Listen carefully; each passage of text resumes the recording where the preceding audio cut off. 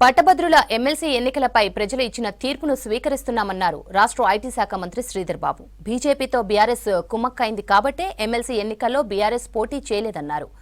బీజేపీది ఫెవికాల్ బంధమని విమర్శించారు. కాంగ్రెస్ పార్టీని ఓడగట్టాలనే బీఆర్ఎస్ బీజేపీకి పరోక్షంగా సపోర్ట్ చేసిందని ఆరోపించారు.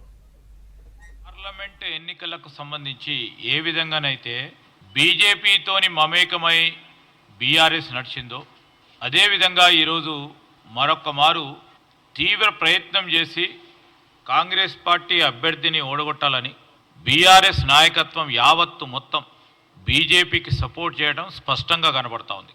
మొదటిగా బీఆర్ఎస్ పార్టీ వారి పార్టీకి సంబంధించిన అభ్యర్థిని నిలబెట్టలే. ఎందుకు నిలబెట్టలే? ప్రజలందరూ గమనించాలి. మన రాష్ట్రంలోనే పట్టభద్రులకు సంబంధించి మరి వరంగల్, నల్గొండ, ఖమ్మం జిల్లాలకు సంబంధించిన పట్టభద్రుల శాసన మండలి ఎన్నికల్లో ఆనాడు బీఆర్ఎస్ పార్టీ అభ్యర్థిత్వాన్ని ఖరారు చేసి నిలబెట్టి ముందుకు నడిచింది.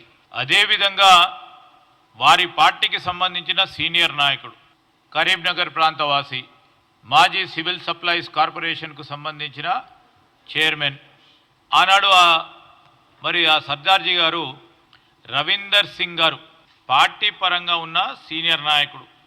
ఆయన నిన్న ఓట్ల లెక్కింపు కార్యక్రమం భాగంలో ఆయనకు వచ్చిన ఓట్లు చూస్తే ప్రత్యక్షంగా స్పష్టంగా టీఆర్ఎస్ పార్టీకి సంబంధించి వారి నాయకత్వం కేసీఆర్ గారు, హరీష్ గారు, కేటీఆర్ గారు ఇచ్చిన ఆదేశాన్ని స్పష్టంగా